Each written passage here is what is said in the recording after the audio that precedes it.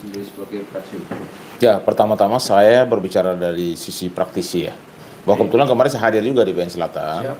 Saya melihat proses itu dari awal sampai selesai. Kalau Mail saya tidak ikut.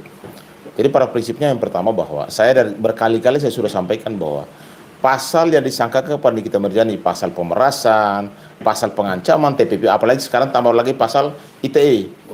Itu saya yakinkan bahwa itu lemah. Tetapi proses itu sudah selesai di pihak kepolisian dan jaksa juga melihat bahwa ini ada tindak pidana sehingga dia menerima yang namanya berkas dan tersangka. Dan saat ini kemarin kan sudah disidangkan itu. Proses persidangan itu menunjukkan bahwa Nikita harus membuktikan. Saatnya Nikita Mirzani harus membuktikan bahwa dia tidak bersalah. Bagaimana cara membuktikannya? Bagaimana cara meyakinkan majelis hakim? Yaitu hadirkan saksi-saksi yang menguntungkan Nikita Mirzani, hadirkan ahli yang mumpuni di bidangnya, bawa barang bukti, alat bukti yang menguntungkan Nikita Mirzani, ya kan? Supaya meyakinkan majelis hakim bahwa Nikita Mirzani tidak bersalah. Karena begini, kemarin itu kan banyak sekali netizen menyatakan bahwa ini kasus Nikita dipaksakan. Faktanya tidak. Faktanya polisi berhasil sampai tahap 2, P21 tahap 2. Faktanya jaksa sudah mengatur persidangan dengan Pengadilan Negeri Jakarta Selatan. Faktanya persidangan sudah dimulai sidang perdana. Bahwa soal nanti bersalah atau tidak bersalah itu dalam proses ini. Soal nanti Nikita terbukti bersalah atau tidak bersalah nanti lihat dari putusan pengadilan. Dan Nikita boleh bebas, boleh. Saat ini kita kan belum pernah diputuskan bersalah, sehingga memang saya yakinkan bahwa ketika memang PH-nya sekarang itu buktikan bahwa PH-nya harus profesional, harus bisa membantu Nikita Mirzani. Kalau menurut saya harus benar-benar all out sehingga Nikita Mirzani bisa meyakinkan majelis hakim bahwa pasal yang disangkakan kepada Nikita Mirzani, kemarin didakwakan kepada Nikita Mirzani, itu bisa terbantahkan dengan nanti bukti saksi dan juga ahli akan dihadirkan oleh Nikita Mirzani. Itu bisa dibantahkan dan segera disiapkan itu. Bicara dibantahkan Bang, sebagai PH kan pasti juga substansinya kan harus jelas Bang, karena kan dari Humas sendiri sudah menyatakan ada 3 barang bukti, yaitu uang, terus salah satu alat komunikasi dan salah satu kendaraan sendiri Bang. Itu untuk membantahnya gimana Bang secara hukumnya? Ya, jadi saya mau sampaikan kepada kalian semua. Kalau bicara tentang pemerasan, pengancaman, sekarang pertanyaan ini kita ngancam orang kapan sih? Gitu. Yang kedua, apa yang diperas? Uangnya dibawa. Siap. Korban yang lebih aktif menghubungi dokter O untuk bertemu bersilaturahmi dengan Nikita Mirzani. Pertanyaan saya, ada nggak orang menyerahkan uang 4 miliar tanpa ada kepentingan, tanpa ada melatar belakangnya? Saya yakin sekali bahwa dia punya sesuatu yang melatar. Kalau dibilang suap, dua-duanya harus masuk. Kalau bilang jebakan, saya bisa aja ini jebakan itu loh. Tapi kalau saya rasa ini perlu dibuktikan. Karena Nikita Mirzani dari awal tidak pernah bertemu sama RG. Justru korban ini yang merasa korban ini yang mau bertemu, mau bersilaturahmi, menghubungi dokter O untuk bertemu sama Nikita, dan dia menyerahkan duit sebanyak itu. Kalau menurut saya, apa penyerahan duit itu ada kepentingan atau ada latar belakangnya, ataukah itu hibah atau itu hadiah? Kalau hibah dan hadiah dalam hukum pidana itu tidak ada. Gitu. Bang, ini kan udah masuk persidangan perdana ya Bang. Kemarin juga saat Nikita turun di mobil tahanan juga dengan muka yang sangat smile, tanpa ada rasa ketakutan. Nah Bang, melihat dari sisi itu dulu gimana nih Bang? Ya, kalau menurut saya memang saya ini mantan pengacara Nikita Mirzani. Kalau Nikita Mirzani, kalau seorang wanita sangat kuat dalam hal menghadapi proses hukum. Dan yang kedua, kenapa dia tersenyum? Karena dia mau membuktikan bahwa dia tidak bersalah. Dan kalau ketika putusan itu bebas, dia tidak bersalah, siap-siap saja pelapor RG. Karena pasti dia akan counter balik. Dia pasti akan melapor, dia pasti akan menggugat balik karena kerugian cukup besar. Dan ini harus ada kehati-hatian dalam proses kasus ini. Soal nanti kalau Nikita bersalah dan divonis, otomatis kan pasti ada upaya hukum lagi tuh. Upaya hukum banding, kasasi dan juga PK. Jadi tidak berhenti di situ. Soal masalah uang, tadi disampaikan bahwa ada uang disita oleh bank, lalu ada kendaraan dan lain sebagainya. Soal kendaraan itu kemungkinan apa dibeli pakai hasil kejahatan itu, atau memang kendaraan itu yang memang dipakai untuk menjemput atau menggunakan untuk mengambil uang tersebut. Lalu uang disita oleh bank, memang pasal TPPU itu perintah pasal TPPU bahwa setiap hasil kejahatan memang harus disita. Tapi apakah itu bisa dibuktikan nanti bahwa itu benar TPPU, benar pemerasan atau pengancaman dan lain sebagainya, itu nanti dalam proses hukum nanti kelihatan. Tapi Abang melihat dari sisi yang sekarang lagi viral, SOP untuk dalam tanda kutip proses persidangan dia pakai baju rompi dan jadi botol itu udah tepat ya Bang? Kalau menurut saya itu standar pengadilan ya, bahwa semua orang yang nanti sebagai terdakwa itu diborgol, itu standar. Ada sisi kemanusiaan itu tergantung daripada jaksa ya. Yang kedua, soal dia pakai baju orange ya memang dia terdakwa kan. Jadi menurut saya tidak ada yang salah di situ. Tapi menarik Bang, dalam persidangan juga banyak juga teguran hakim sendiri karena dia saat persidangan berbolak-balik dan juga tidak terlalu aktif di bangku persakitan. Namun melihat itu gimana juga? Ya kalau menurut saya itu tugasnya PH untuk memberikan saran hukum yang baik dan benar kepada si Nikita Mirzani. Kenapa? Ini bisa membuat dia hukuman tambah berat karena tidak sopan dalam proses persidangan. Di dalam persidangan kita sebagai terdakwa harus menunjukkan etikat baik kita. Karena itu salah satu hakim untuk mengurangi hukumannya kita bahwa bersikap sopan dalam persidangan. Dia tidak fokus, ya kan? Ya. Nah kalau itu terjadi dan hakim misalnya sudah ada pasal jengkel di situ, nanti yang namanya meringankan dia nanti tidak ada. Artinya hukumannya sesuai dengan tuntutan jaksa, full. Tidak ada yang meringankan karena satu di persidangan tidak sopan. Yang kedua mungkin ada dugaan melecehkan pengadilan. Hakim itu yang hadir itu adalah yang mulia. Kita yang hadir termasuk jaksa pun termasuk pengacara harus sopan. Faktanya teman-teman kita yang tidak sopan kan sekarang dilaporin. Bahkan bahasanya dicabut. Jadi hati-hati loh. Hakim itu undang-undang, ketika putusan dia itu undang-undang. Putusan yang paling tertinggi itu kan undang-undang. Ya, jadi menurut saya kepada PH-nya Nikita berikan saran yang baik dan benar kepada Nikita Mirzani untuk sopan supaya dia mendapatkan courting hukuman, artinya berlaku sopan di pengadilan itu menjadi salah satu mengurangi hukuman itu. Kan dari pihaknya si terdakwa juga itu sendiri juga banyak kejanggalan untuk berstatement bahwa saat JPU menyatakan berkas JPU untuk mengadakan atau membicara atau ke hakim sendiri banyak kejanggalan dalam potongan saat dia di handphone itu Bang. Itu melihat itu gimana Bang? Iya, kalau soal ada kejanggalan, ada dakwaan yang tidak benar dan mungkin menurut Nikita dan pihaknya, iya, ini saatnya kalian buktikan dong.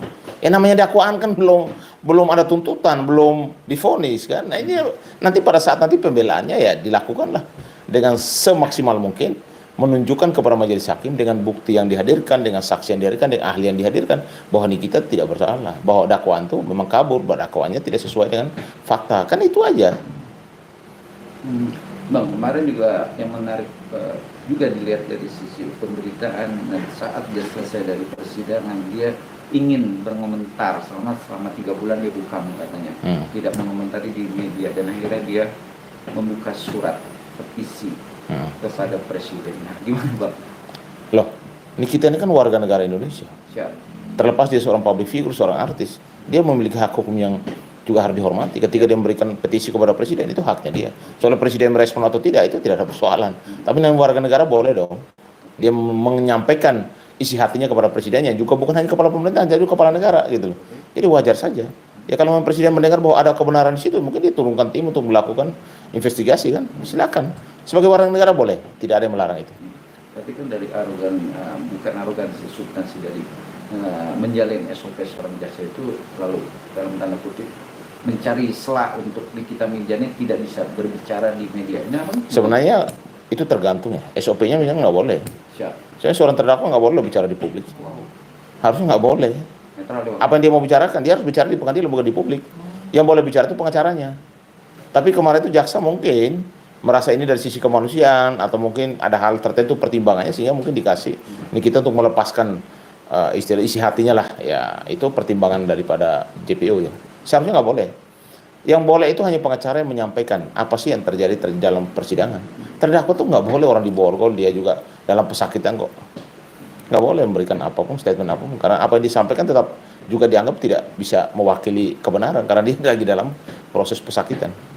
Oke, kita balik ke pandangan Abang sebagai untuk materi pelaporan Reza Gladys sendiri Bang. Kemarin juga pihak dari Reza Gladys juga sebagai pelapor tidak hadir kalau nggak salah ya Bang. Dan kuasa hukumnya juga membuat respon bahwa tetap proses ini berjalan dan kata tidak damai. Memang gimana?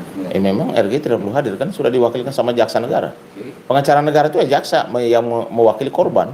Jadi tidak perlu hadir, dia nonton aja lewat TV kan nggak ada. Tidak wajib hadir. Kalau hadir ya silakan, tapi tidak wajib hadir. Tapi kan pandangan Abang melihat dari sisi ini, apakah kata damai itu terjadi? Mungkin. Kalau untuk kali ini memang perdamaian sudah tidak bisa lagi. Karena proses hukum sudah berjalan. Ini siapa yang salah, siapa yang benar nanti dibuktikan dalam proses. Dalam proses. mungkin dari pihaknya Raja Garis melihat dari gugatan, padahal dia yang merasa ke duitnya yang hilang, kok dia digugat dengan prestasi 100 M sendiri bang. Memang melihat Gugatannya mana sih? gugatan WEN prestasi perdata. Yang mau gugat siapa? Ini kita media nih. PHI. Iya, makanya saya bilang harusnya fokus di kasus pidananya saja. Orang menggugat One Press itu berarti ada perjanjian yang dilanggar, ada cedera janji, ada ingkar janji, ada one prestasi. Pertanyaan saya, ada perjanjian dilanggar nggak? Mana perjanjian tertulis? Negara ini negara hukum. Ketika bicara hukum itu harus tertulis itu loh. Mana bisa orang berbicara lisan bisa dibuktikan atau lewat WA doang? Nggak bisa. Semuanya harus tertulis. Karena hanya WA itu hanya petunjuk. Tidak bisa mewakili ketika memang ada perjanjian yang mereka dua tanda tangani, itu hukum sudah berlaku di situ. Salah satu melanggar perjanjian itu namanya uang prestasi, namanya cedera janji, namanya ingkar janji gitu. Tapi namanya pengadilan, kalau ada gugatan masuk tidak mungkin ditolak. Tapi dalam prosesnya nanti akan dibuktikan, pembuktiannya kalau nggak ada ya pasti akan ditolak gitu. Tapi ditolak itu dalam arti proses gugatan itu tetap berjalan nggak Pak? Nggak bisa, pasti akan ditolak dalam arti pasti ada putusan. Putusan pengadilan nanti apakah ini perkara itu bukan lanjut atau tidak, siapa yang menang atau siapa yang kalah. Artinya dalam proses itu nanti kelihatan loh pembuktiannya. Pembuktian dong, harus dibuktikan dong. Lu merasa bahwa lu One Press gugat sekian miliar, loh pernah nggak ada dana sekian yang keluar?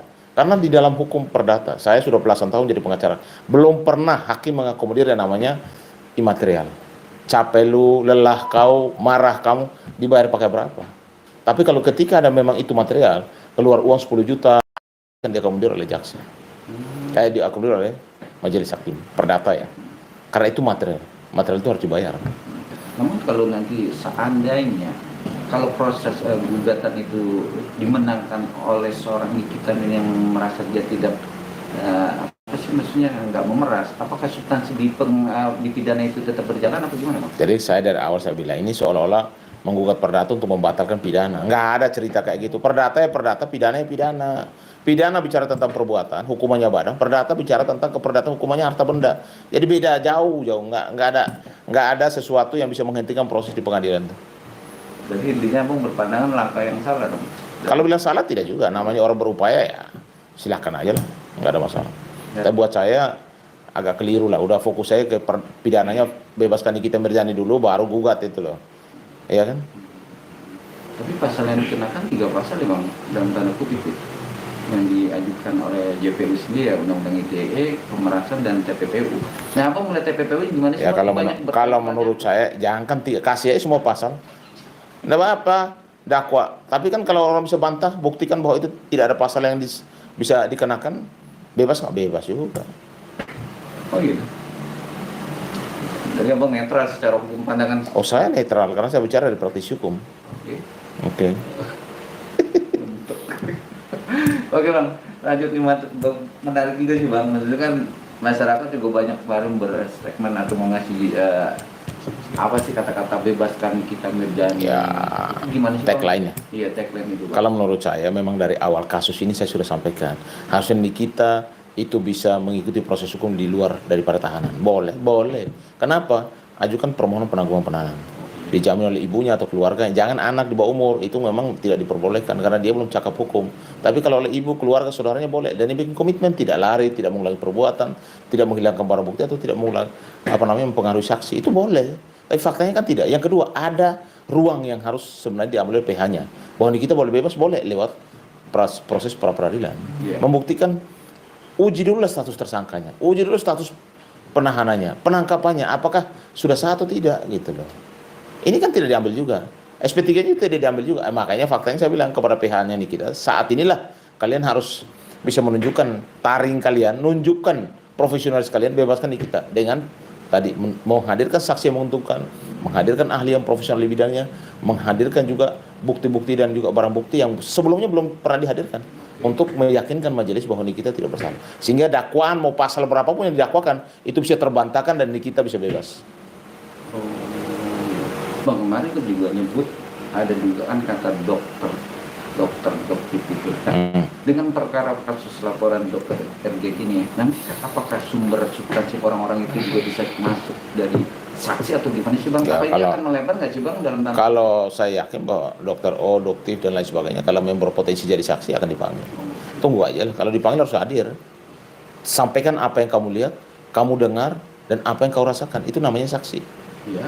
Bukan saksi itu mungkin karena siapa. Enggak, saksi itu harus saksi TKP. Saksi yang tahu, saksi yang mendengar, saksi yang merasakan kasus ini. Dia tahu ceritanya, dia dengar cerita, dia lihat ketika dia ada pertemuan dan lain sebagainya. Tapi dalam BAP itu tidak dipanggil nggak ada masalah Bang? Nah, mereka kan sudah dipanggil, periksa sebagai saksi kan di Polda Metro.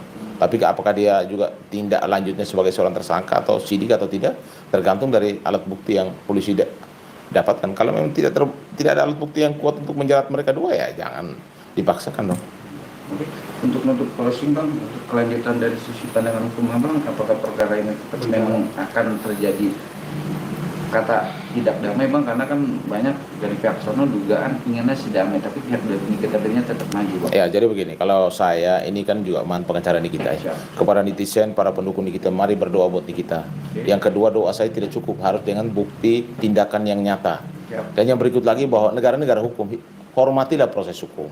Jangan tagline ganti hakim, ganti jaksa, jangan. Semua itu melalui proses hukumnya. Kita justru harusnya menghormati proses hukum itu berjalan, sehingga kita mendapatkan suatu kepastian hukum dan juga keadilan. Sebagai seorang perempuan dan sebagai kepala keluarga, saya yakin pertimbangan-pertimbangan hakim itu akan menjadi salah satu meringankan hukuman ini kita. Tapi dia harus sopan dalam persidangan, jangan sampai dia melecehkan proses persidangan. Justru hukumannya pasti diperberat. Tapi kan yang lagi viral lagi soal JPU pakai masker 33 orang itu gimana nih Bang? Itu hak. Karena kan bukan ini saatnya lagi nggak ada corona Bang. Gimana Bang? Jadi kalau saya, orang Indonesia ini lucu. Antara ada pakai kacamata, dibilang kenapa dia pakai kacamata itu? Nanti pakai topi, kenapa dia pakai topi? Nggak pakai masker loh, ibunya kok nggak pakai masker? Jadi itu tidak ada larangan. Dia mau pakai masker, tidak, pakai kacamata, tidak. Yang penting selama itu masih sopan, tidak mengurangi rasa dia berseragam atau menghormati proses pengadilan, saya rasa tidak ada masalah. Jadi sesuai SOP apa sesuai substansi apa SOP itu Ya kan tidak ada yang dilarang. Kan orang pakai masker boleh, mungkin dia flu daripada dia nyebarin. Tapi kebebaran Bang tiga-tiganya. Ya mungkin kompak flu kan bisa aja. Malah ada netizen tuh melacak siapa sih ini sebenarnya JPU ini apa JPU-an apa? Saya kasih tahu sama kalian, netizen yang paling ditakuti di dunia itu netizen Indonesia. Suka cari orang punya biang kerok, masalahnya, latar belakangnya, dulu pernah lahir di mana, makan apa. Lo nanti makan mie aja omongin lo. Ini orang makan mie aja tiap hari. Jadi memang inilah negara demokrasi. Orang boleh berbicara selama tidak melecehkan, tidak menghina, tidak merendahkan harkat dan martabat orang lain, nggak ada masalah. Karena di situ juga ada undang-undang ITE yang menunggu ketika kau mau lakukan tindakan melanggar undang-undang ITE, ada pasalnya juga yang akan disangkakan. Mau dikenakan pasal. Makanya berbicara gunakan jari dengan bijak. Itu pesan saya terakhir. Oke, siap. Cukup ya? Siap.